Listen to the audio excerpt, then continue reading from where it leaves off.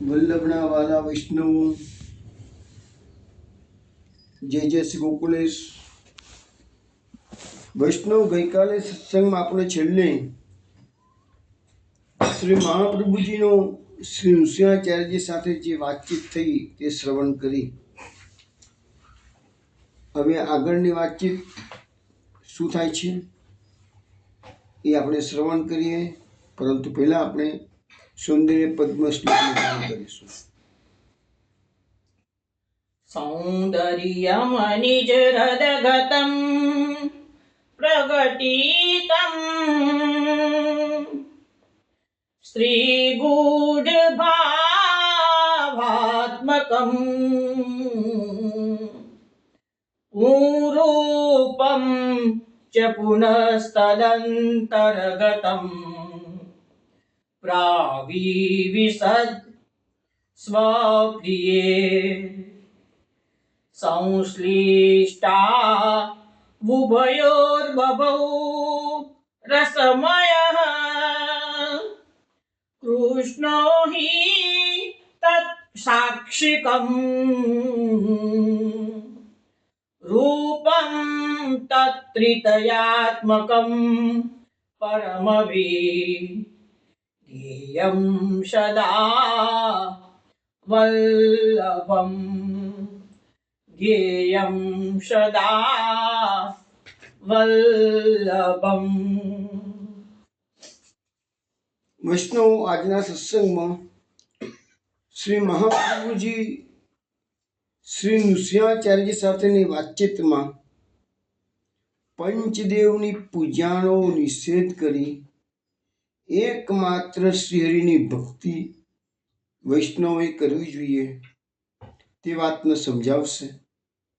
પરંતુ તે કેવી રીતે સમજાવે છે તે આપણે જાણીએ તે પહેલા એક કીર્તન શ્રવણ કરીએ. તેના શબ્દો છે, પ્રકટે શ્રી વલ્લભ સુખધામ. શ્રી વલ્લભ સુખધામ પ્રગટે શ્રી વલ્લભ સુખધામ શ્રી વલ્લભ સુખધામ પ્રગટે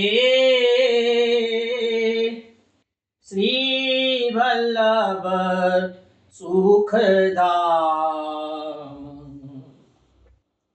શ્રી લક્ષ્મણ નંદન દુઃખ નિકંદન ભક્તન પૂરણ કામ પ્રગટે શ્રી વલ્લભ સુખધામ શ્રી ગોકુલ गोवर्धन वासी सब वसुधा के मंडन तिलक रूप हरि भक्ति शीशधर और मते सब खंडन प्रकटे श्री वल्लभ सुखधाम श्री ब्रजराज कुमार विलासी ब्रज की लीला भावे ब्रज ही के संयोगी बिरही ब्रज ही में रही आवे પ્રગટે શ્રી વલ્લભ સુખધામ ब्रजहि के गुण गान दृढ़ कर के ब्रजहि मतो दृढ़ावे गिरिधर लाल किए वस अपने जय जय जगत कहावे प्रकटे श्री वल्लभ सुखधाम श्री वल्लभ पूरन पुरुषोत्तम सकल वेद यश गावे श्री विठ्ठल गिरिधर लाल सो श्री विठ्ठल गिरिधर लाल सो अहर्निश प्रीति बढ़ावे प्रकटे श्री वल्लभ सुखधाम श्री वल्लभ सुखधाम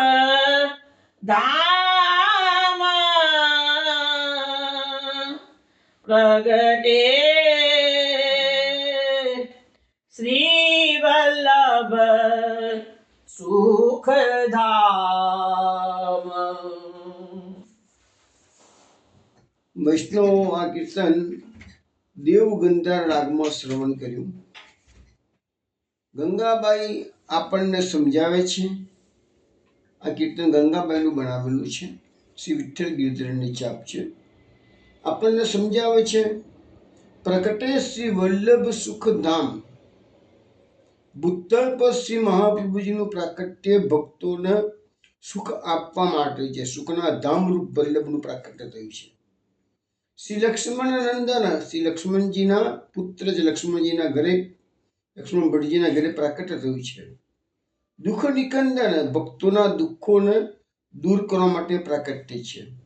ભક્ત પૂરણ કામ, ભક્તોના બધા મનોરથ પૂર્ણ કરવામાં આવે છે. એટલા માટે તો ભક્ત મનોરથ પૂરકાયનમાં આપણે બોલીએ છીએ. તો ભક્તેચ્છા પૂરક સર્વોત્તમ સ્તોત્રમાં આપણે કહીએ છીએ. પછી કે છે શ્રી ગોકુલ ગોવર્ધન વાસી સબ વસુધા કે મંડન. આ વલ્લભનું સ્વરૂપ કેવું છે? તો મહાપ્રભુજીને ગોકુલમાં વાસ કરવાનું ગમે છે અને ગોવર્ધનમાં વાસ કરવાનું ગમે છે. એટલે તો પુરુષોત્તમ સર્વોત્તમ સ્તોત્રની અંદર ગોવર્ધન સ્થિતિ ઉત્સાહ શબ્દનો પ્રયોગ કરેલો છે. સબ વસુધા કે મંડન, આ પૃથ્વી પર પૃથ્વીની શોભારૂપ છે, આભૂષણ રૂપ છે વલ્લભાચાર્યજી. તિલક રૂપ હરિભક્તિ શીશધર. હવે મહાપ્રભુજીએ આ જે માર્ગ પ્રકટ કર્યો છે એ હરિભક્તિનો માર્ગ છે. અન્ય દેવનો આજે આવવાનું છે કે પંચદેવોને છોડીને, ફક્ત અન્ય દેવની પૂજા છોડીને કેવલ શ્રી કૃષ્ણની સેવા કરવાનો માર્ગ પ્રકટ કર્યો છે. તો હરિભક્તિ એ કેવી બતાવવામાં આવી છે? તિલક રૂપ છે, એટલે સર્વશ્રેષ્ઠ છે. તો તિલક જેવી રીતે મસ્તક પર ધારણ કરવામાં આવે છે, એવી રીતે મહાપ્રભુજીએ પણ હરિભક્તિને પોતાના મસ્તકમાં ધારણ કરેલી છે કે છે. ઓર મતે સબ ખંડન, અને હરિભક્તિ સિવાયના જેટલા મત છે એ બધાનું મહાપ્રભુજીએ ખંડન કર્યું છે. એટલે તો સર્વોત્તમ સૂત્રમાં નામ આવે છે સર્વવાદી નિરાશકૃત. શ્રી વ્રજરાજ કુમાર વિલાસી વ્રજ કી લીલા ભાવે. હવે આ મહાપ્રભુજીને શું છે? વ્રજની લીલા ખૂબ ગમે છે. આપણે એમના બધા પદોમાં જોયું છે કે એમના શ્રી અંગે અંગમાં વ્રજ માધુર્ય ભરેલું છે. તો વ્રજ કી લીલા ભાવે મહાપ્રભુજીનું સર્વોત્તમ સ્તોત્રમાં એક નામ છે વ્રજપ્રિય. એમને વ્રજમાં રહેવાનું પણ ગમે છે અને વ્રજની લીલાઓ પણ એમને ગમે છે. શ્રી વ્રજરાજ કુમાર વિલાસી. વ્રજરાજ કુમાર એટલે શ્રી કૃષ્ણનું જે રાસ વિલાસ છે એ વ્રજની એ મુખ્ય લીલામાં જે શિરમોર છે, મેન છે, એ તો મહારાસ છે. એ બધી લીલાઓ મહાપ્રભુજીને ખૂબ પ્રિય છે. રાસસ્ત્રી પૂરિત ભાવ વિગ્રહ એવો શબ્દ પણ આપણે સર્વોત્તમમાં બોલીએ છીએ. વ્રજહી કે સંયોગી વિરહી વ્રજહી મેં રહી આવે. હવે વ્રજમાં જે વ્રજવાસીઓને સુખ દુઃખ થયા છે એ સંયોગનું પણ સુખ છે, વિરહનું પણ દુઃખ છે. બંને પ્રકારનું મહાપ્રભુજીએ ગઈકાલે આપણે શ્લોક જોયો હતો ને, યચ્ચ દુઃખમ યશોદાયા નંદાદિનામ ચ ગોકુલે ગોપિકાનામ દુઃખમ તદુઃખમ સ્યાન્મમ ક્વચિતમ. ગોકુલે ગોપિકાનામ તુ સર્વેષાં વ્રજવાસિનામ યસ્સુખમ સંબુદ્ધને ભગવાન કિમ દાસતી. તો ભગવાન વ્રજવાસીઓને જે સુખ મળ્યું છે, જે દુઃખ મળ્યું છે, એ બંને મહાપ્રભુજી અહીંયા માગે છે. તો એટલે કીધું છે કે વ્રજહી કે સંયોગી, સંયોગમાં સુખ છે, વિરહમાં દુઃખ છે. ઠાકોરજી જ્યારે ગૌચારણ માટે પધારે છે આખો દિવસ, ત્યારે વ્રજવાસીઓ તલ પાપડ રહેતા હોય છે, સાંજ ક્યારે પડે, પ્રભુ ક્યારે પધારે, દર્શન આપશે. તો વિરહનું દુઃખ છે. મહાપ્રભુજીએ સંયોગનું સુખ અને વિરહનું દુઃખ બંને વસ્તુ માગી છે. વ્રજહી મેં રહી આવે. હવે એ બધો અનુભવ કરવો હોય સુખનો અને દુઃખનો, તો અહીંયા કહે છે મહાપ્રભુજી કહે છે વ્રજમાં રહેશો તો જ એ. કારણ કે આજે આપણી આજે 84 કોષની પરિક્રમા છે એટલે તો કરવા જઈએ છીએ આપણે બધા. તો વ્રજની ભૂમિમાં એના કને કણમાં કૃષ્ણ લીલાનું માધુર્ય, કૃષ્ણની ચરણરજ છે. એટલે એ ચરણરજની પ્રાપ્તિ થશે આપણી, તો આપણને સંયોગ અને વિયોગ બંનેનો આનંદ મળશે. વ્રજહી કે ગુણગાન હૃદ કર કે વ્રજહી મટો દધાવે. વ્રજહી કે ગુણગાન, વ્રજના જ ગુણગાન મહાપ્રભુજી કહે છે ગાવાના છે. કેમ કે વ્રજમાં અને શ્રી કૃષ્ણમાં કોઈ ભેદ નથી. માટે મહાપ્રભુજી શું કહે છે, વ્રજવાસી વલ્લભ સદા મેરે જીવન પ્રાણ ઇनको તનક ને બિસાર હું મોય નંદ બાબા કી આન. તો વ્રજવાસીઓ ભગવાનને ઘણા પ્રિય છે. તો વ્રજહી કે ગુણગાન ધધ કરકે, તો વ્રજના જ ગુણગાન મહાપ્રભુજી ગાયા કરે છે. વ્રજહી મટો દધાવે, એટલે વ્રજનું જ મહત્વ મહાપ્રભુજી આપણને સમજાવે છે. गिरधर लाल किए वश अपने जय जय जगत कहावे. મહાપ્રભુજીએ આ ગિરધરલાલ, આમ તો જોવા જઈએ તો મહાપ્રભુજી તો ભગવાનનું જ પ્રાકટ્ય છે, પણ ભગવાન એ મહાપ્રભુજીને વશ છે કે છે, અને એના કારણે આખું જગત મહાપ્રભુજીનો જય જયકાર કરે છે. શ્રી વલ્લભ પૂર્ણ પુરુષોત્તમ સકલ વેદ યશ ગાવે. હવે જે પૂર્ણ પુરુષોત્તમના વેદો જે યશ ગાય છે એ જ શ્રી વલ્લભનું પ્રાકટ્ય છે. શ્રી વિઠ્ઠલ ગિરિધરન લાલ સો અહર્નિશ પ્રીતિ બધાવે.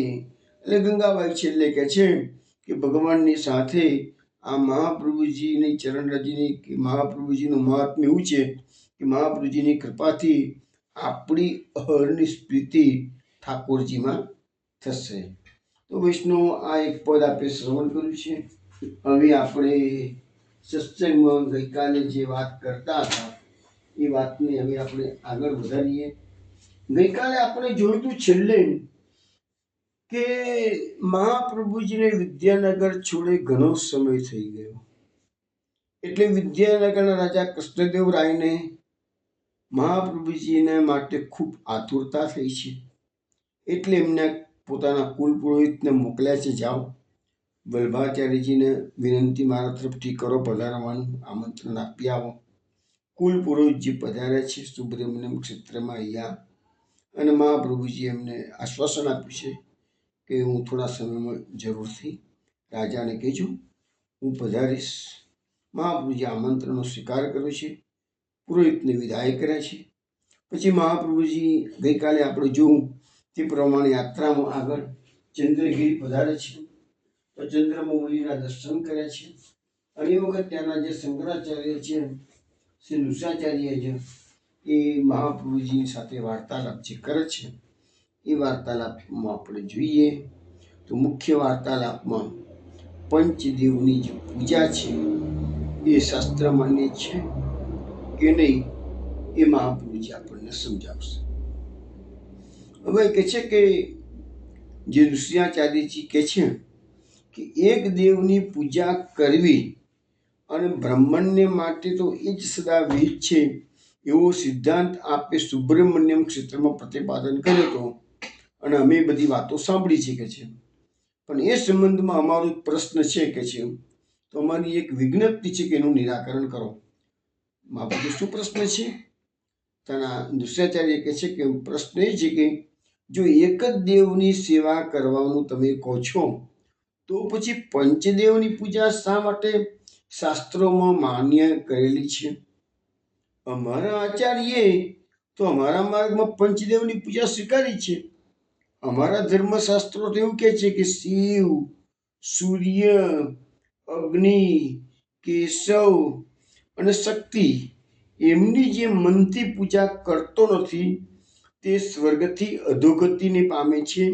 માટે સર્વદેવોની પ્રસન્નતા કરવા માટે બુદ્ધિમાનોએ પંચ પૂજા કરવી જોઈએ.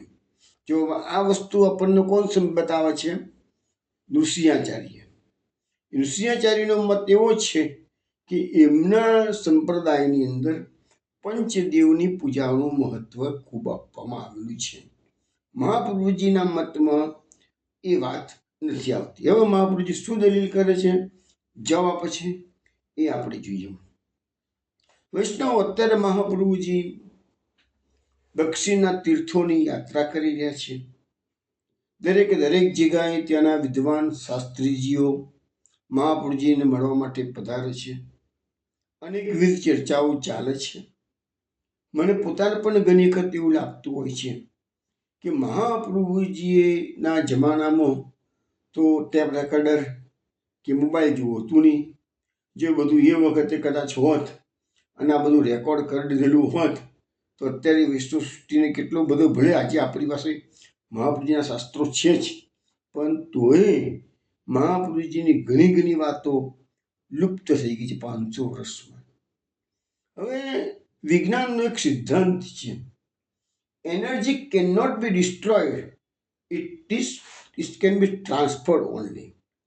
ઉર્જાનો ક્યારે નાશ થતો નથી, માત્ર ઉર્જાનું રૂપાંતરણ થઈ શકે છે. જો એ સિદ્ધાંત સાયન્સનો સાચો હોય તો મહાપ્રભુજીના મુખમાંથી જે વાણી નીકળી એને ધ્વનિ ઉર્જા આપણે કહીએ. તો એ ધ્વનિ ઉર્જા ભલે આજે લુપ્ત થઈ ગઈ છે પરંતુ એનો નાશ થયો જ નથી. એનો અર્થ એવો થયો કે મહાપ્રભુજીના મુખમાંથી નીકળેલી ધ્વનિ ઉર્જા કોઈ ને કોઈ ફોર્મમાં રૂપાંતરણ પામેલી આજે પણ બ્રહ્માંડમાં બિરાજતી હશે છે. હવે જે દિવસે સાયન્સ એ ધ્વનિ ઉર્જાને શોધી શકશે, એટલી શક્તિ જ્યારે સાયન્સમાં આવશે ત્યારે એ વખતે એક ક્રાંતિકારી સંશોધન હશે. કારણ આપણા ત્યાં અનેકવિધ આચાર્યો થઈ ગયા, મહાપ્રભુજીની પહેલા અને પછી પણ. એ બધાની જે ધ્વનિ ઉર્જા છે, આજે ઋષિકાળના ઋષિ મુનિઓનો જે સમય હતો આપણા ત્યાં, વૈદિક કાળ જેને આપણે કહીએ છીએ, એ સમયમાં ઋષિ મુનિઓ પાસે કેટલી શક્તિઓ હતી. તમે જુઓ કે આપણા ભાગવતમાં વર્ણન આવે છે, રેવત રાજા બ્રહ્મલોકમાં જઈને બેઠા હતા. અર્જુન, મહાભારતમાં વર્ણન આવે છે, અર્જુન સ્વર્ગમાં ગયો હતો. મુચકુંદ રાજા લડવા માટે તગાડે દેવ દાનવોના યુદ્ધમાં મુચકુંદ રાજાએ ભાગ લીધો હતો. સ્વર્ગમાં રાજદેવો તરફથી લડે છે. કટવાંગ રાજાનું ઉદાહરણ આવે છે. આ બધી વાતો આવે છે. ધેટ મીન્સ કે આપણો જે પ્રાચીન પદ્ધતિ હતી એ બીજા બ્રહ્માંડોમાં કે બીજા લોકમાં આરામથી જઈ શકતા હતા. તો એ જે શક્તિઓ હતી, એ જે ઉર્જા હતી, એ ઉર્જા આજે બધી નાશ નથી પામી. આપણા સાયન્સના સિદ્ધાંત પ્રમાણે ઉર્જા નાશ નથી પામી, પરંતુ એ ઉર્જાનું કોઈક ને કોઈ ફોર્મમાં રૂપાંતરણ થયેલું છે. અને જે રીતે જે દિવસે સાયન્સ એટલી પ્રગતિ કરીને એ ઉર્જાને શોધી શકશે, તે વખતે ફરીથી પાછો એ આપણો પ્રાચીન યુગ આવશે અને આપણો આ માનવી, કળિયુગનો માનવી પણ અન્ય લોકમાં, સ્વર્ગમાં બધે આરામથી જઈ શકશે. અને મહાપ્રભુજીની ઉર્જામાં મહાપ્રભુજીના જે શાસ્ત્રો લુપ્ત થઈ ગયેલા છે કેટલાક, આ કે આજે આપણે વાત કરીએ કે સુરદાસજીને 1.25 લાખ પદની રચના કરી છે, તો અત્યારે તો 5500 પદો જ અવેલેબલ છે, 5500 છે, તો બાકીના બધા લુપ્ત થઈ ગયા. તો જે દિવસે એ ધ્વનિ ઉર્જાનું જે બીજા ફોર્મમાં રૂપાંતરણ થયેલી છે એને આપણે શોધી શકીશું, એ દિવસે એ બધા જ પદો, મહાપ્રભુજીના લુપ્ત થયેલા શાસ્ત્રો, ઋષિમુનિઓની વાણી, બધાનો આપણે લાભ મળી શકશે. પણ જોઈએ છે એવા દિવસો સાયન્સ, વિજ્ઞાન ક્યારે લાવી શકે છે. એનીવે, અત્યારે તો મહાપ્રભુજીની જે પુસ્તકોમાં ધ્વનિ ઉર્જા લખેલી છે એનો જ આપણે આનંદ લઈએ. હવે અહીંયા મહાપ્રભુજીએ એ નૃસિંહાચાર્યની જે દલીલ હતી પંચપૂજાની, એને જવાબ આપ્યો છે કે મહાપ્રભુજી સમજાવે છે કે પંચપૂજા એ સકામ મનુષ્યો માટે છે, પરંતુ નિષ્કામ મનુષ્યો માટે હરિનું પૂજન એ સર્વસંમત છે. એટલે વસ્તુ સમજાવી દીધી કે અન્ય દેવોનું ભજન એ ભલે શાસ્ત્રો માન્ય છે પણ એ સકામ ભક્તિ છે, જ્યારે મહાપ્રભુજીનો માર્ગ કેવો છે? નિર્ગુણ ભક્તિ માર્ગ છે, એટલે નિષ્કામ ભક્તિનો માર્ગ છે, કોઈ આશય અર્થ વિગરનો આ માર્ગ છે. હવે આપણે મહાપ્રભુજી જે બોલે છે એ આચરે છે. આજકાલના જે બધા કલાકારો છે એનું બોલવાનું જુદું હોય છે, આચરણ એ લોકોના જુદા હોય છે. એની જાય એટલે એના કારણે ધારી અસરો પડતી નથી. મહાપ્રભુજીએ પંચપૂજાનો નિષેધ કર્યો, પરંતુ જ્યારે એમના લગ્ન થયા અને શાસ્ત્રીમાંથી એમને પંચદેવો મળ્યા હતા, તેના મહાપ્રભુજીમાંથી ખાલી ગોકુલનાથજીનું સ્વરૂપ એટલું જ રાખ્યું છે અને બાકીના બધાને જળમાં પધરાવી દીધા હતા. એમાં શંકર, ગણપતિ, સૂર્યની પૂજા હતી અને શક્તિની પૂજા હતી. બાકીની 4 પૂજાને મહાપ્રભુજીએ માન્ય કરી નથી. તે વખતે દેવો બોલ્યા કે તમે આચાર્ય થઈને જો અમારો નિષેધ કરો છો પૂજાનો, તો પછી ભવિષ્યમાં તમારા વૈષ્ણવ અમારી પૂજા ક્યારે, અમને માન કેવી રીતે આપી શકે છે? અને મહાપ્રભુજીએ કીધું કે ના, ધાર્મિક કાર્યોમાં જે જે વિધિ વિધાન થતી હશે તે વખતે અમારા વૈષ્ણવને અમે આજ્ઞા કરીએ છીએ, તો તમને એ વખતે માન આપશે. એટલે આપણે આજે આપણા ત્યાં લગ્નની અંદર ગણેશ પૂજન, ગણેશ સ્થાપન થાય છે, એ ખોટું નથી. કારણ કે મહાપ્રભુજી કીધું છે કે જ્યારે આપણું જે ક્રિયાકાંડ છે એમાં જે જે બી વસ્તુ આવતી હોય શાસ્ત્ર માન્ય, એ આપણે ફોલો કરવાની છે. પરંતુ મહાપ્રભુજીએ આપણા વૈષ્ણવના ઘરમાં જે ઠાકોરજી પધરાવ્યા છે એમાં પંચપૂજાનો નિષેધ કરેલો છે. ફક્ત એ જ્યારે ધાર્મિક ક્રિયાકાંડ હોય ત્યારે જ એ દેવોને જરૂર પડે એ પ્રમાણે યાદ કરવાના છે, એમનું સ્થાપન કરવાનું છે, અને એ વિધિ પતી જાય એનું વિસર્જન પણ કરી દેવાનું છે. આહવાન અને વિસર્જન એ વસ્તુ આપણા કર્મકાંડમાં આવતી હોય છે. હવે વિદ્વાનોનો એક વર્ગ એવું પણ માને છે કે મહાપ્રભુજીએ અન્ય દેવોની પૂજાનો જે નિષેધ કર્યો છે અને માત્ર ને માત્ર કૃષ્ણ સેવા સદા કાર્યનો સિદ્ધાંત વૈષ્ણવ જગતને આપ્યું છે, તો એનાથી એ દેવોને થોડું ખરાબ લાગેલું છે. એના કારણે એક વર્ગ એવો માને છે, અમે વાતો સાંભળી છે કેટલાકની, કે એ દેવોએ મહાપ્રભુજીના કુળ ઉપર શાપ આપેલો છે અને એટલા માટે જ વલ્લભકુળના કેટલાક આચાર્યો આજે જે વિપરીત આચરણ કરતા તમને જોવા મળે છે અને ઘણો ઉહાપો આજકાલ થઈ પણ રહ્યો છે.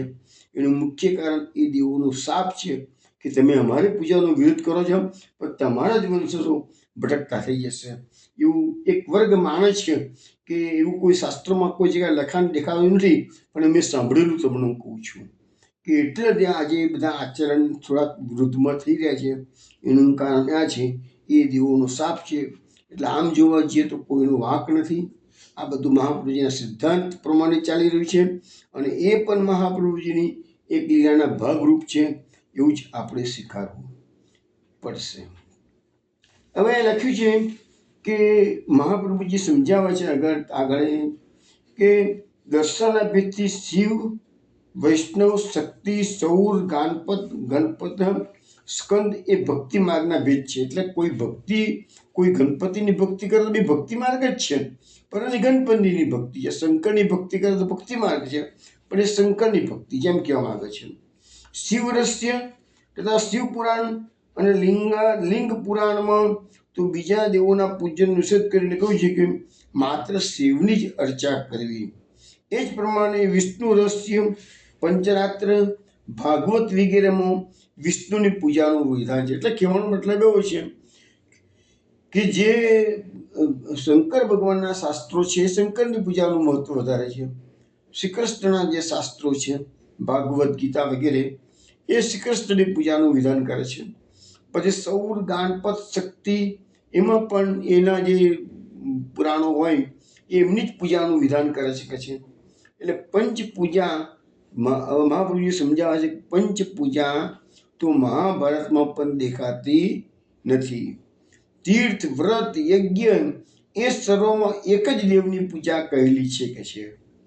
હવે કુર્મ પુરાણમાં મહાપ્રભુજી કહે છે કે એમ કેવું છે, કુર્મ પુરાણમાં એક પ્રભુની 3 મૂર્તિ છે, તેથી કરીને પ્રયત્ન વડે ત્રણે પૂજવા યોગ્ય છે. એટલે કે કુર્મ પુરાણ એમ કે છે કે ભગવાનમાંથી જ આ બ્રહ્મા, વિષ્ણુ અને મહેશ ઉત્પન્ન થયા છે, એટલે 3 પૂજવા યોગ્ય છે, કુર્મ પુરાણ કહે છે. ભવિષ્ય પુરાણ એમ કે છે કે એકલા બ્રહ્માજીનું જ પૂજન કરવાનું જણાવે છે. દેવ અને સર્વ પ્રાણીના પિતામહ તો બ્રહ્મા છે, એટલે આખી સૃષ્ટિ બ્રહ્મામાંથી ઉત્પન્ન થયેલી છે કે છે, માટે સર્વના પૂજ્ય છે. અને જે ભક્તિથી ચતુર્મુખ બ્રહ્માનું પૂજન ન કરે તે સ્વર્ગ, રાજ્ય અથવા મોક્ષને પ્રાપ્ત થતો નથી. અને આપણે પુરાણ કાળમાં હિરણ્યકશિપુને બધામાં જોઈએ છે, તો એ બધાએ વરદાન માગ્યું હતું, તો બ્રહ્માજી પાસે જ વરદાન માગ્યું હતું. એ લોકો બ્રહ્માની પૂજાને જ મુખ્ય માનતા હતા. એ વસ્તુ પણ ભાગવતમાં બતાવેલી છે. એટલે જે ભક્તિથી પૂજન કરે તે સ્વર્ગ, રાજ્ય કે મોક્ષ, એટલે બ્રહ્માજીનું પૂજન કરે છે એ સ્વર્ગ, રાજ્ય કે મોક્ષને પ્રાપ્ત થાય છે. જે બ્રહ્માજીનો મોહથી દ્વેષ કરે કે તેનો સંગ કરવાથી, તેની સાથે ભાષણ કરવાથી માણસ નરકગામી થાય છે, તો પછી આ બ્રહ્માજીની પૂજાનો ત્યાગ કરી પંચ પૂજાનું કેમ વિધાન કરો છો? આવો સવાલ મહાપ્રભુજી એમને કરે છે. તો લખે છે કે સૃષ્ટિની આદિમાં સ્વપ્રકાશ, જગદરૂપ મહાવિષ્ણુ ગુણભેદનો આશ્રય કરી 3 મૂર્તિ ધારણ કરતા હતા. એટલે મૂળ જે મહાવિષ્ણુ છે એને મહાવિષ્ણુમાંથી આ જગતની રચના માટે એમના દક્ષિણ અંગમાંથી પ્રજાપતિ બ્રહ્માનું પ્રાકટ્ય થયું. મધ્યમાંથી જગતનો પ્રલય કરનાર રુદ્ર મહેશનું પ્રાકટ્ય થયું. અને જગતના પાલન માટે વામ અંગમાંથી વિષ્ણુનું રૂપ મહાવિષ્ણુએ ધારણ કર્યું છે. આ રીતે દેવને કોઈ બ્રહ્મા કહે છે, કોઈ રુદ્ર કહે છે, કોઈ વિષ્ણુ કહે છે. અને જગત કાર્ય કરવામાં એ વિષ્ણુની સમર્થ ભાવાભાવ સ્વરૂપ શક્તિની વિદ્યા અને અવિદ્યા કહે છે. કોઈ પરમર્શિ અને કોઈ પ્રકૃતિ કહે છે. એ પ્રમાણે એ દેવ સદા પૂજ્ય અને સર્વદેવમય છે. હવે આપણે કુંભનદાસજીનું દાનલીલાનું એક પદ આપણે જોયું હતું, એમાં પણ આ વસ્તુ ઉલ્લેખ હતો કે ભગવાન ગોપીજનોને પોતાની ઓળખ આપતા કે છે કે બ્રહ્મરૂપ ઉત્પન્ન કરવું, રુદ્રરૂપ સંહાર, વિષ્ણુરૂપ રક્ષા કરવું, સો મેં હું નંદકુમાર. ગોપીજનોને સમજાવે છે, હું કોણ છું? હું નંદકુમાર કોણ છું? તો હું જ બ્રહ્મા છું, હું જ વિષ્ણુ છું, હું જ રુદ્ર છું. હવે મત્સ્ય પુરાણમાં કહ્યું છે કે કામ વિશેષને લીધે બીજા દેવોની પૂજા પણ સમજાવવામાં આવેલી છે. મત્સ્ય પુરાણમાં બીજા દેવોની પૂજા પણ કહેવામાં આવેલી છે. કુર્મ પુરાણમાં વિષ્ણુની પૂજા શ્રેષ્ઠ બતાવવામાં આવેલી છે. વિષ્ણુને આરાધના કરતા કોઈ પણ વૈદિક કર્મ વધારે પવિત્ર નથી. એટલા માટે આદિ, મધ્ય અને અંત રહિત શ્રી હરિનું રોજે આરાધન કરવું. ગરુડ પુરાણમાં કહ્યું છે કે બ્રહ્મા, રુદ્ર, દિવાકર એ વિષ્ણુ જ છે. એટલા માટે જનાર્દનને છોડી હું કોઈ બીજાને અતિ પૂજ્ય માનતો નથી.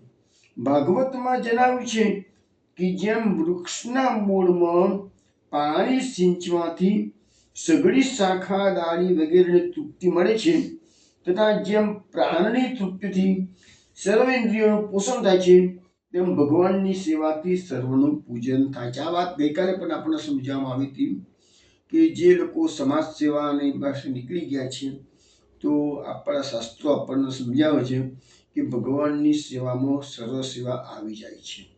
હાથીના પગલામાં બધા પગલા આવી જાય, એવી રીતે શ્રીહરિની સેવા કરો તો આપણે એનું નામ વિશ્વંભર. ભગવાનને તમે જો આરોગાવો, આખા વિશ્વના આરોગાયા બરાબર છે. એ સિદ્ધાંતો પણ આપણે અમુક સમયે દેખ્યા હતા.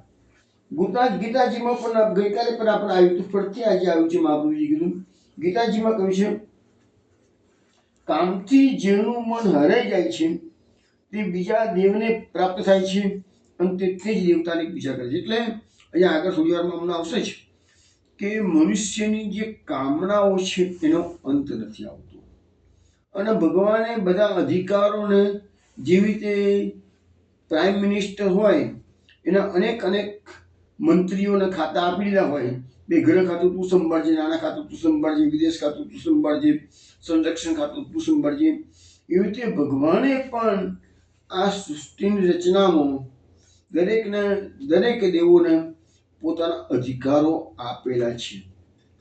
હવે જે દેવની આરાધના તમે કરો, એ દેવના અધિકારમાં જે વસ્તુ આવતી હશે એની એ પ્રાપ્ત થાય. પરંતુ આપણું ભાગવત આપણને શું સમજાવે છે? આપણને ભાગવત સમજાવે છે, અકામ સર્વ કામો વા મોક્ષ કામ ઉદારતી તીવ્રેન ભક્તિ યોગેન યજેત પુરુષમ પરમ. ભાગવતકાર આપણને સમજાવે છે, તમે અકામ એટલે કે તમે નિષ્કામો, કોઈ પણ પ્રકારની કામના તમારામાં હોય નહીં, અથવા તો સર્વકામ, અથવા તો દુનિયાભરની કામના હોય, બધું જ જોઈએ તમને, બધા જ ભોગ વિલાસ જોઈતા હોય, અથવા તો મોક્ષ કામ ઉદારતી, અથવા તો તમારામાં મોક્ષની કામના હોય. ત્રણ વસ્તુ બતાવવામાં આવી ગયા. કઈ? એક તો નિષ્કામ ભક્ત હોય, અથવા તો બધી જાતના ભોગો ભોગવવાની ઈચ્છા તમારી હોય, અથવા તો તમને કશું નહીં તો છેવટે મોક્ષ જોઈતો હોય.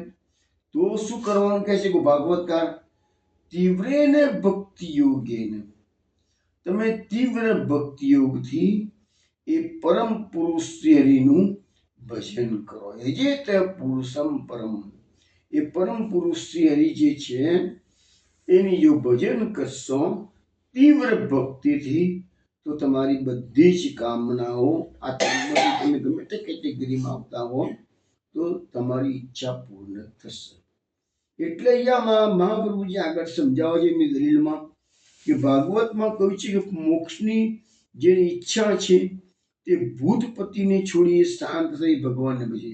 ઇવન ભાગવતમાં પણ આ વાત આગળ આપણને આવશે જ, દસમ સ્કંદની અંદર 88 કે 89 અધ્યાયમાં, કે જેને ભોગ જોઈએ છે એને શંકરની આરાધના કરવાની, અને જેને મોક્ષ જોઈએ છે એને વિષ્ણુની આરાધના કરવાની. એ વાત આવશે, કંઈ પ્રશ્ન પૂછવામાં આવશે, સુખદેવજીને પરીક્ષિત સુખદેવજીને પૂછશે કે વિષ્ણુ ભોગી છે તો પછી પોતાના ભક્તોને મોક્ષ આપે છે, અને શંકર તો તપસ્વી છે, ઉદાસીન રહે છે, સ્મશાનમાં રહે છે, તો પોતાના ભક્તોનો ભોગ આપે છે, એવું કેમ? એનો જવાબ ભાગવતમાં આપેલો છે.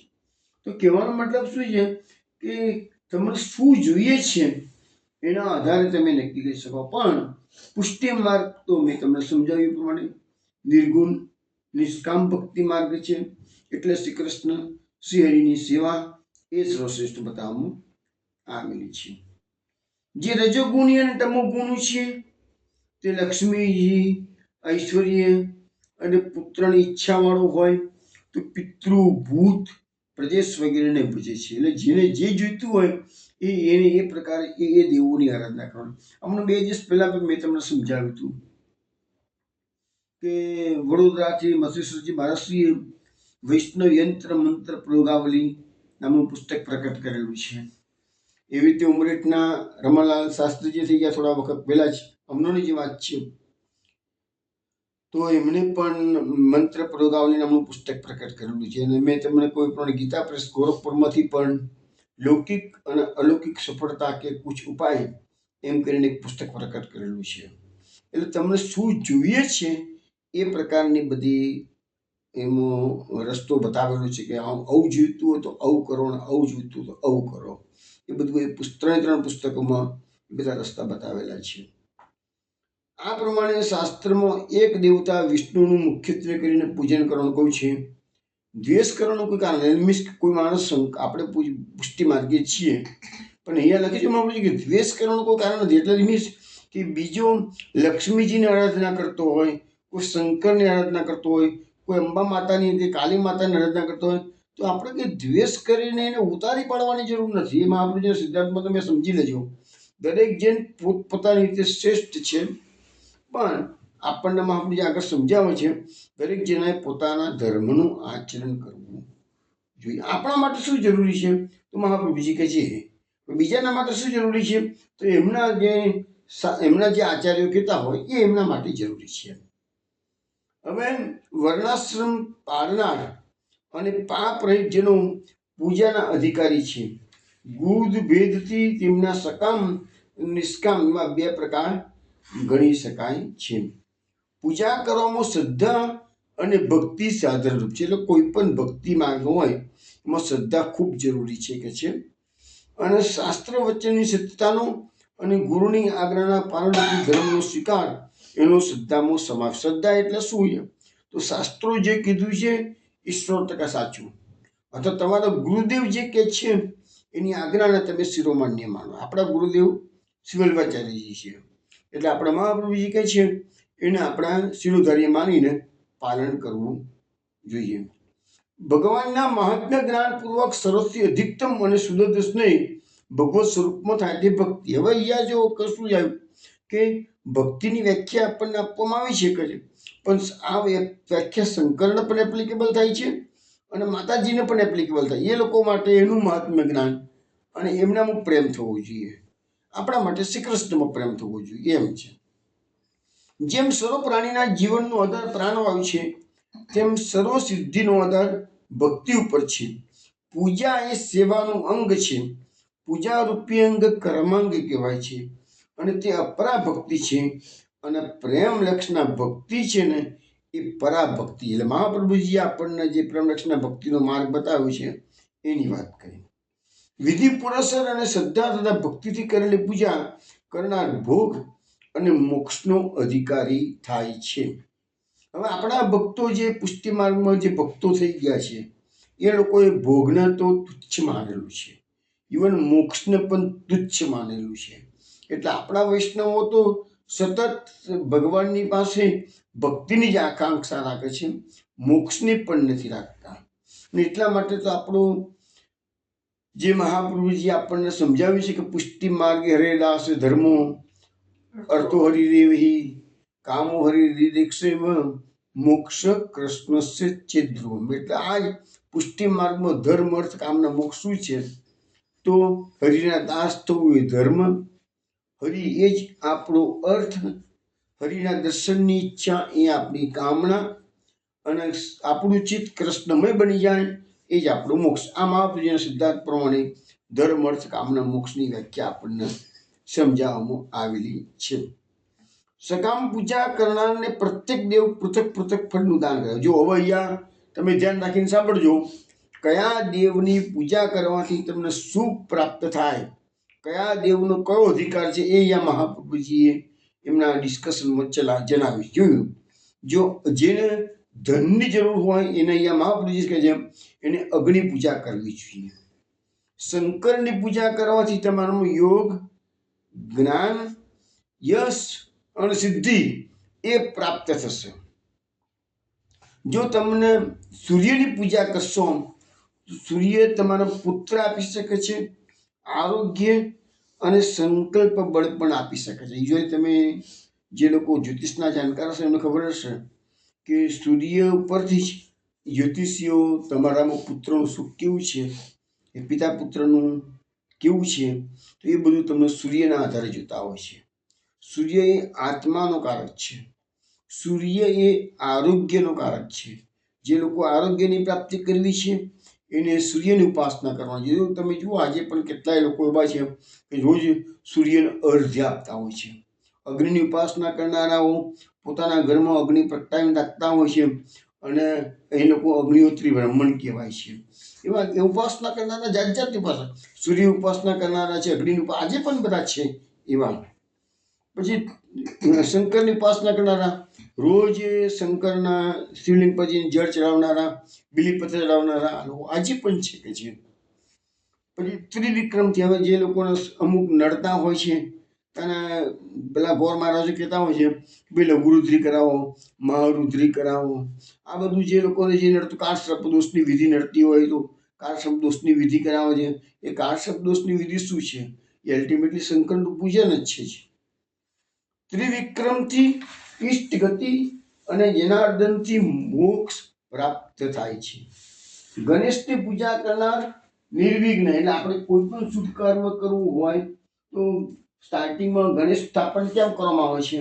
એટલે જ કે ગણેશ એ વિઘ્નહર્તા દેવ કહેવાય છે. એટલે ગણેશની પૂજા કરનારને નિર્વિઘ્ન. તમને કદાચ ખબર હશે જ કે આપણા ત્યાં ડભોઈમાં જે દયારામભાઈ થઈ ગયા, થોડા વર્ષો પહેલાની જ વાત છે.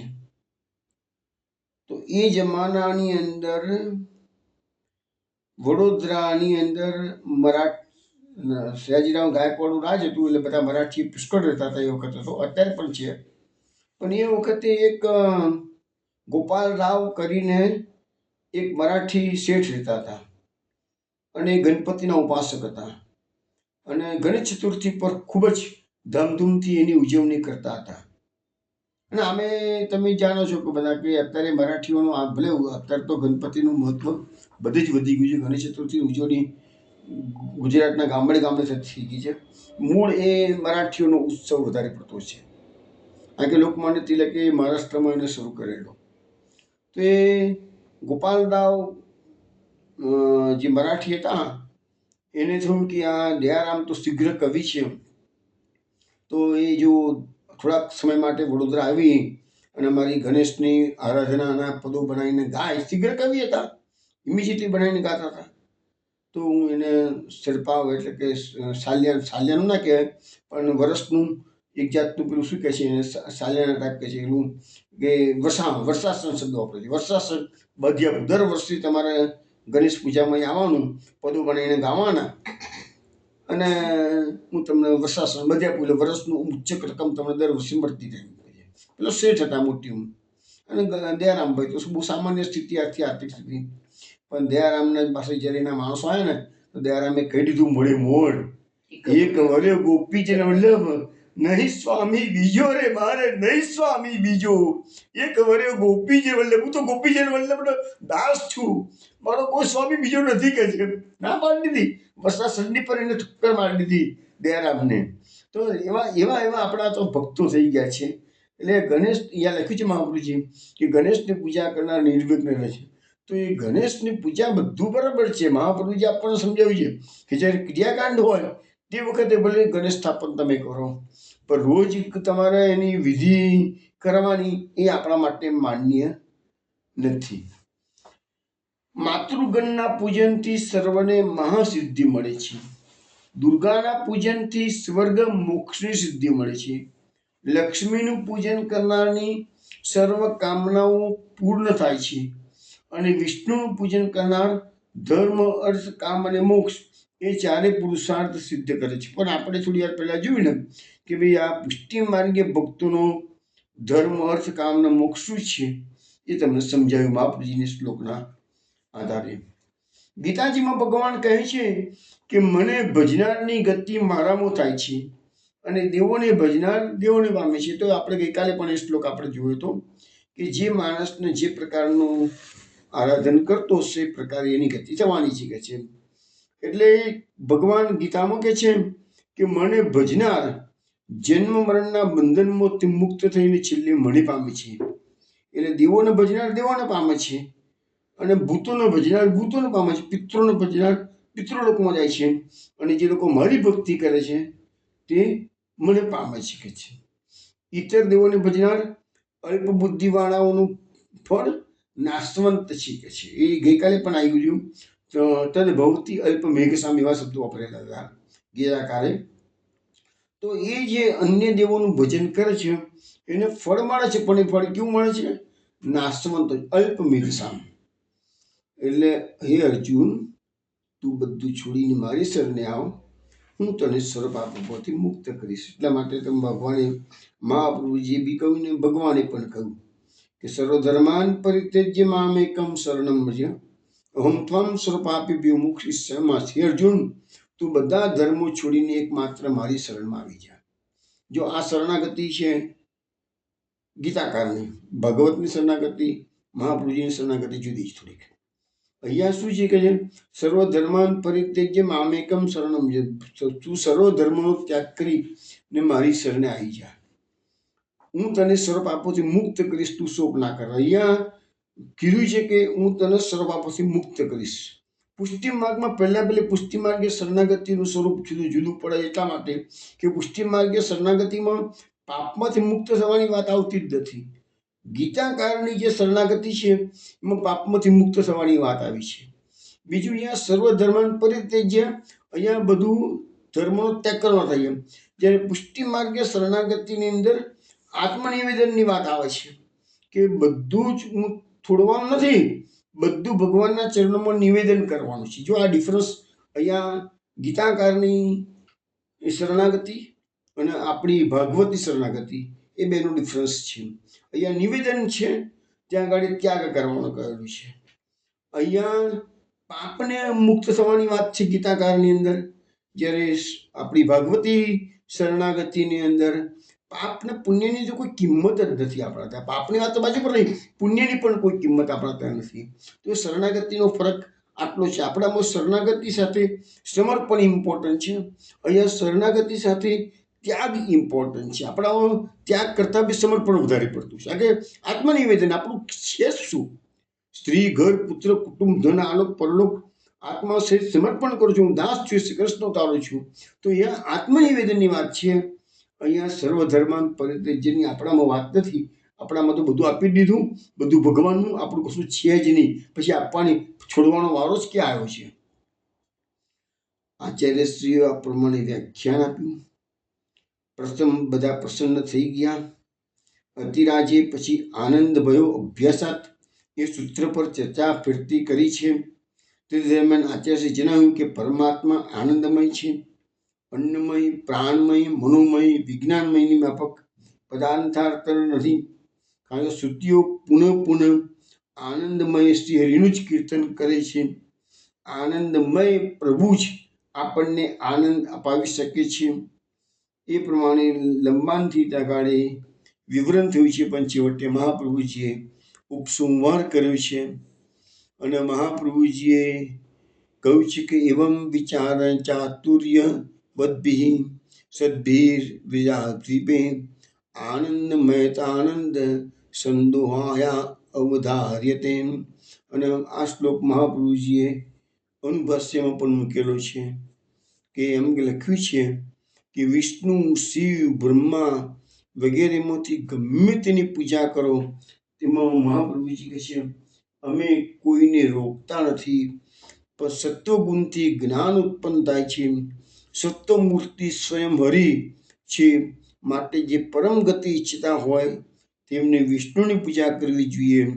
અનન્ય ઈશ્વરને મૂકી આપ ઘણાને ભજો તો તે શું? એટલે શું છે કે બધા ભોજે, એટલે મહાપ્રભુજી પેલા નૃસિંહાચાર્યને કહે છે કે બધા ઈશ્વરને મૂકીને આ એક અનન્ય ઈશ્વરને મૂકીને, અમારા શ્રી કૃષ્ણને મૂકીને તમે અન્યને ભજો છો, શુક્ર તમે કરો શકો છે.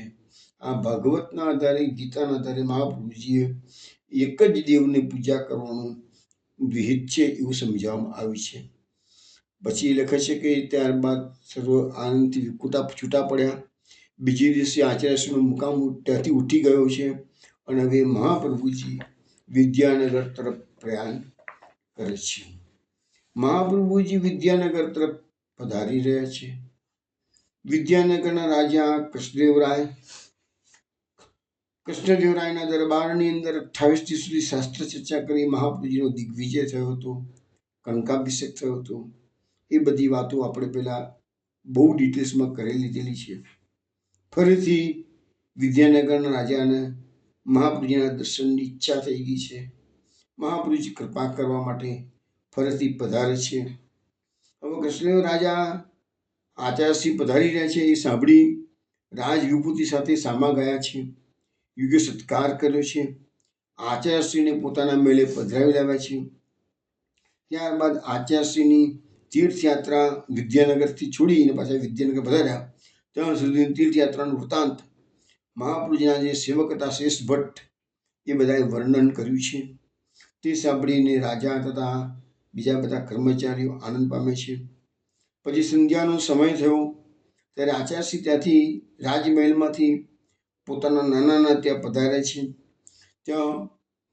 ત્યાં માતૃશ્રી હતા, માતામહ હતા, મામા હતા, એ બધાને મહાપ્રભુજી મળ્યા છે. આચાર્યશ્રી ત્યાંથી બીજી તુંગભદ્રા નદીને કિનારે એક રમ્ય સ્થળમાં મુકામ કરેલો છે. ત્યાં સ્નાન સંધ્યા દેવ સેવા કરી શ્રી ઠાકોરજીને ભોગ ધરાવી આચાર્યશ્રીએ પ્રસાદ લીધો છે. પછી ભાગવતની કથા કરી. હવે એક વસ્તુ સમજો વૈષ્ણવ કે મહાપ્રભુજીની 84 બેઠકો આપણે જાણીએ છીએ, પરંતુ એ સિવાય પણ મહાપ્રભુજીએ ઘણી જગ્યાએ શ્રીમદ ભાગવતના પારાયણ કરેલા છે. એ વસ્તુ આપણને અહીંયા જો તુંગભદ્રા નદીના કિનારે ભાગવતની કથા કરી એવો અહીંયા ઉલ્લેખ જોવા મળે છે. તુંગભદ્રા નદીના કિનારે કોઈ ભાગવત મહાપ્રભુજીની બેઠક પ્રકટ હોય એવું આપણા શાસ્ત્રોમાં કોઈ ઉલ્લેખ નથી. તામ્રપર્ણી નદીના કિનારે બેઠક પ્રકટ થઈ છે એ વાત જાણીતી છે. એવી કેટલી બેઠકો છે કે દાખલા તરીકે અહીંયા ડાભા છે વડોદરાની બાજુમાં, તો ડાભાની બેઠક 84 બેઠકમાં નથી આવતી. કાશીની અંદર પંચગંગાની બેઠક છે જે મહાપ્રભુજીના લગ્નની બેઠક કહેવાય છે, તો 84 બેઠકમાં એનો કોઈ ઉલ્લેખ નથી. તો એવી કેટલી મહાપ્રભુજીની બેઠકો છે કે જ્યાં મહાપ્રભુજીએ શ્રીમદ ભાગવતનું પારાયણ કરેલું છે, પરંતુ એવો 84 બેઠકોમાં ઉલ્લેખ જોવા મળતો નથી. બીજે દિવસે મહાપ્રભુજી રાજમહેલમાં પધારે છે. અંતઃપુરની જે બીજી સ્ત્રીઓ હતી ત્યાં બીજા માણસોને દીક્ષા આપવાની તથા પોતાની સંપ્રદાયના અર્થનું વિશુદ્ધ જ્ઞાન સમજાવવાની રાજાએ પ્રાર્થના કરી છે. મહાપ્રભુજીએ સ્વીકારી છે. મહાપ્રભુજી રાજભવનમાં પધાર્યા છે. દીક્ષાના માટે તૈયાર થઈ રહેલા બધાને ભગવાનની સન્નિધિમાં મહાપ્રભુજીએ અષ્ટાક્ષર મંત્ર આપ્યું છે, માલા સહિત દીક્ષા આપી છે. આચાર્યશ્રી તેમને શ્રીહરિની ભક્તિ કરવાનો બોધ આપ્યો. હવે જોઈએ વૈષ્ણવ વિચાર કરો કે અહીંયા મહાપ્રભુજીએ જે વૈષ્ણવોને શરણે લીધા છે, જે સેવકો કર્યા છે, એ બધાના મહાપ્રભુજીએ અષ્ટાક્ષર મંત્રની દીક્ષા આપી છે. બ્રહ્મ સંબંધ દીક્ષા હજુ શરૂ થઈ નથી. હવે મહાપ્રભુજી આ રાજાના ત્યાંથી સીધા પંઢરપુર પધારશે. પંઢરપુરમાં તમે જાણો છો વિઠ્ઠલનાથજી હવે એમને મહાપ્રભુજીને આજ્ઞા કરશે કે મારે તમારા ત્યાં પુત્ર રૂપે પધારવું છે, માટે તમે લગ્ન કરો. એ બધી વાતો પંઢરપુરમાં જઈશું તાને જોઈશું. હવે મહાપ્રભુજી ત્યાંથી પછી વ્રજમંડળમાં પધારશે અને ગોકુળમાં જ્યારે એમને ભગવદ આજ્ઞા થશે ત્યાર પછી જ આ બ્રહ્મ સંબંધ આજ્ઞાનો જે આપણા ત્યાં પ્રણાલિકા છે, બ્રહ્મ સંબંધ આજ્ઞાની દીક્ષા, બ્રહ્મ સંબંધ દીક્ષાનું મહત્વ જે આપણા ત્યાં પુષ્કળ છે, તો એ હજુ તો શરૂ થયું જ નથી. અત્યારે જે સેવકો કર્યા છે એ બધા અષ્ટાક્ષર મંત્રનું જ દીક્ષા આપવામાં આવેલી છે. હવે શ્રી આચાર્યશ્રીએ બધાને અષ્ટાક્ષર મંત્રની દીક્ષા આપી છે અને બધા સેવકોને શ્રીહરિની ભક્તિ કરવાનો બોધ આપ્યો છે. પછી આચાર્યશ્રીનો ઉપદેશ સાંભળવા માટે એક એકાંત સભાગૃહમાં બધી અંતઃપુરની સ્ત્રીઓ હતી, મંત્રીઓ હતા, રાજકર્મચારીઓ હતા, બધાને બેસવા માટેની યોગ્ય ગોઠવણ રાજાએ કરી છે. રાજાએ આચાર્યશ્રીને પધરાવ્યા છે અને આચાર્યશ્રીને વિનંતી કરી છે કે પ્રજાજનોને, અમારા કર્મચારીઓને આપ યોગ્ય ઉપદેશ આપો. હવે મહાપ્રભુજી એમની ઉપદેશની સ્ટાર્ટિંગમાં જ કહે છે, હે રાજન, પ્રાણી માત્ર સુખની ઈચ્છા કરે છે, પણ શું કરવાથી નિત્ય સુખ આનંદની પ્રાપ્તિ થાય અને દુઃખની નિવૃત્તિ થાય એ લોકો જાણતા નથી. એના માટે શ્રીમદ ભાગવતમાં એક શ્લોક છે, ત્રીજા સ્કંદના 5મા અધ્યાયમાં છે. એમાં વિદુરજી અને મૈત્રેય મુનિનો જે સંવાદ આવે છે, એમાં વિદુરજી મૈત્રેયજીને પૂછે છે, સુખાય કર્માની કરોતિ લોકો નતૈ સુખમ વા અન્ય દુપારમ વિંદિત ભૂયસ્તત એવ દુઃખમ યદત્ર યુક્તમ ભગવાન વદત્નઃ.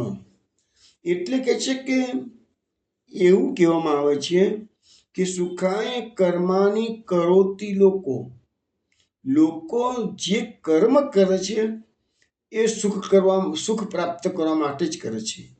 આ દુનિયામાં કોઈ પણ વ્યક્તિ દુઃખ પ્રાપ્ત કરવા માટે કર્મ કરતી જ નથી. બધાને સુખી થવું છે, દુઃખી થવાનું કોઈને ન ગમે. છતાં તમે જુઓ છો તો બધા કંઈ સુખી નથી. મોટા ભાગનો વર્ગ છે તે દુઃખી જ છે. આ દુનિયામાં સુખિયાળા કરતા દુખિયાળા લોકો તમને વધારે જોવા મળશે. ઇવન ગમે તેટલો સુખી માણસ હોય, એની પાસે તમે જઈને પૂછશો, ભાઈ તું તો બધી રીતે સુખી છું, તો કે રવા દો ને વાત યાર, મને આ પ્રોબ્લેમ છે, મને આ પ્રોબ્લેમ છે. ગમે તેટલો સુખી દેખાતો હોય, એની પાસે પણ એના દુઃખના હરમાળા પ્રગટ કરી દેશે તમારી પાસે, મને આટલી તકલીફો છે કે છે. એટલે દુનિયામાં એવો સર્વ જે સુખી હોય એવું તો તમને કદાચ કોઈ જોવા ના મળે. તો એ પ્રશ્ન એ આવ્યો છે કે સુખાય કર્માની કરોતી લોકો, લોકો સુખ માટે જ કર્મ કરે છે, છતાં સુખ પ્રાપ્ત કરતા નથી અને મોટે ભાગે તો દુઃખ જ પ્રાપ્ત કરતા છે.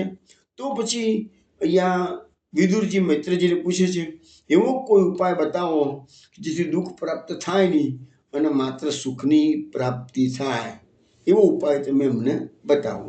તો મહાપ્રભુજી પણ એ જ વાત અહીંયા પ્રજાજનોને રાજ કર્મચારીઓને કરી રહ્યા છે કે પ્રાણી માત્ર સુખની ઈચ્છા કરે છે, પણ શું કરવાથી નિત્ય સુખ આનંદની પ્રાપ્તિ અને દુઃખની નિવૃત્તિ થાય તે તેઓના જાણમાં નથી. તેથી તેઓ દુનિયાદારી વિષયોમાંથી આનંદ મેળવવા પ્રયત્ન, આપણે બધાની વસ્તુ આ કે આપણે દુનિયામાંથી આનંદ મેળવવાનો પ્રયત્ન કરીએ છીએ, પરંતુ દુનિયાદારીના વિષયોમાં આનંદનો માત્ર આભાસ છે. ક્ષણિક સુખ જેવું આપણને દેખાય છે, પરંતુ એ સાચું સુખ નથી. એટલે સ્થાયી સુખ આનંદની પ્રાપ્તિ થતી નથી અને તમે ગમે તેટલો પ્રયત્ન કરો તો ઉપરથી ઉલટું દુઃખ જ પ્રાપ્ત થાય છે. હવે મહાપ્રભુજી કહે છે એ સુખી થવાનો માર્ગ કયો છે? તો શાશ્વત સુખ આનંદનું મૂળ શ્રી હરિ જ છે. એ જ પૂર્ણાનંદ હોવાથી આનંદ આપવાની સમર્થ છે. શ્રુતિ પણ એમ જ કહે છે. એટલે જેની પાસે જે હોય એ બીજાને આપશો. થોડી વાર પહેલા કીધું અન્ય દેવનું ભજન કરશો તો અન્ય દેવ પાસે જે અધિકાર છે તમને આપશે. તો શ્રી હરિ તો આનંદનો ભંડાર છે અને મહાપ્રભુજીના મતે જોવા જઈએ તો માધુર્યનો ભંડાર છે. તો શ્રી હરિ આપણને માધુર્ય પણ આપશે અને આનંદ પણ આપશે. હવે અહીંયા મહાપ્રભુજી આગળ સમજાવે છે એમના કર્મચારીઓને કે શ્રી હરિના મહાત્મ્ય જ્ઞાનપૂર્વક સર્વ પદાર્થો કરતા એમના પર અધિક સ્નેહ રાખવામાં આવે અને એમને જ પોતાના શરણ્ય માની ભજવામાં આવે, તેમની કૃપાથી આનંદની પ્રાપ્તિ થઈ શકે છે. એટલે સુખી થવાનો ઉત્તમ ઉપાય છે કે શ્રી હરિનું ભજન કરો અને એમાંથી તમે સુખી પણ થશો અને દુઃખમાંથી મુક્તિ પણ તમને મળશે.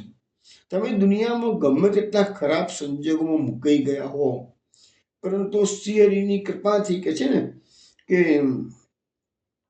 લકડી ઘાસ કો બેચનહારો તાસીર છત્ર ધરે. ભગવાનની કૃપા શું નથી કરી શકતી? જ્યારે માણસ સંસારની અંદર ચારે બાજુ દાવાનળમાં ફસાઈ ગયેલો હોય અને લાગશે કે હું બચવાનો કોઈ ઉપાય નથી, હું બધી રીતે ઘેરાઈ ગયેલો છું, તો પણ ભગવાનની કૃપા થાય તો દુઃખના વાદળો ફટાફટ ખસી જશે અને સુખની વર્ષા કરશે. આ વસ્તુ 108% છે. અને આપણા ભગવદીઓએ કીર્તનમાં પણ આ વાત કયો ગોપાલ કો સબ હોય, ભગવાન જ બધું કરે છે. મનુષ્ય ગમે તેટલો પ્રયત્ન કરશે તો મનુષ્યનું કામ શું છે? પ્રયત્ન નહીં કરવાના, પ્રયત્ન કરવાનો જ, પણ કયો પ્રયત્ન કરવાનો છે? શ્રી હરિનું ભજન, શ્રી હરિની ભક્તિ. તો જ તમે દુઃખમાંથી મુક્ત થઈ શકશો. બીજી રીતે ખરા સુખની અથવા આનંદની પ્રાપ્તિ થઈ શકતી નથી. એટલા માટે હંમેશા શ્રી કૃષ્ણ ભગવાનની સેવા કરવી. શ્રી કૃષ્ણ એટલે કોણ? શ્રી કૃષ્ણ એટલે સદાનંદ પરબ્રહ્મ. પરમ બ્રહ્મ તું કૃષ્ણો હિ, આપણને કીધું સિદ્ધાંત મુક્તાવલીમાં. એમનામાં પ્રેમ સહિત ચિત્તને પરોવવું એનું નામ સેવા. ચિત્ત પરમ સેવા. સેવાના મહાપ્રભુજીએ આ કર્મચારીઓ આગળ પ્રવચનમાં એમ કહ્યું મહાપ્રભુજીએ કે સેવાના 3 પ્રકાર છે: તનુજા, વિત્તજા અને માનસી. તનુજા સેવા એટલે શ્રી હરિની જે સેવા શરીર વડે કરવામાં આવે તે. વિત્તજા સેવા એટલે તમારા ધનનો ઉપયોગ કરી શ્રી હરિની જે સેવા કરવામાં આવે. અને માનસી સેવા એ માત્ર મનથી કરવાની સેવા છે. તો તનુજા અને વિત્તજા સેવા કરવાથી જ માનસી સેવા સિદ્ધ થશે. અને આ 3 સેવા કરવાથી સંસારના દુઃખોની નિવૃત્તિ અને ભગવત ચરણારવિંદની પ્રાપ્તિ થાય છે. હવે આ સિદ્ધાંત સમજાવવા માટે મહાપ્રભુજી સિદ્ધાંત મુક્તાવલીમાં કહી દીધું છે કે કૃષ્ણ સેવા સદા કાર્યા માનસીસા પરામતા ચેતસ્તત પ્રવણમ સેવા તત્સિદ્ધેતમ વિત્તજા તત સંસાર દુઃખસ્ય નિવૃત્તિર બ્રહ્મબોધનમ. તો આ ભગવાનની સેવા કરવાથી સંસારના દુઃખોમાંથી નિવૃત્તિ પણ મળશે અને બ્રહ્મબોધ એટલે બ્રહ્મ જ્ઞાન પ્રાપ્ત થશે.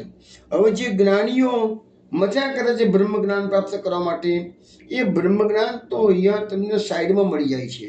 અહીંયા પ્રભુની ભક્તિ કરતા કરતા બ્રહ્મ જ્ઞાન આપણા માટે મુખ્ય નથી. આપણા માટે મુખ્ય હોય છે કૃષ્ણની પ્રસન્નતા, તત્સુખની ભાવના.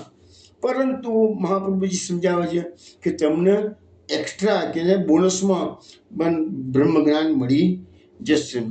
હવે ભગવાનની સેવામાં ચિત્ત રહે એના માટે અંતઃકરણ શુદ્ધ થવાની જરૂર છે. હવે મુખ્ય સિદ્ધાંત જે અત્યારે બધા જ આને માનતા નથી કે અથવા તો નિગ્લેક્ટ કરી રહ્યા છે, એ સિદ્ધાંત મહાપુરુષ સમજાવે છે કે ભગવાનની સેવામાં ચિત્ત સતત 24 કલાક લાગેલું રાખવું હોય તો અંતઃકરણ શુદ્ધ થવાની જરૂર છે.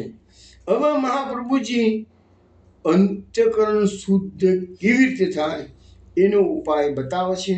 પરંતુ એ ઉપાય આપણે કાલે મહાપ્રભુજીના મોઢે સાંભળીશું, ત્યારે એની વાતો કરીશું. ત્યાં સુધી જય શ્રી ગોકુલેશ. કાલ રાત્રે 8 વાગે આપણે મળીશું. જય શ્રી ગોકુલેશ.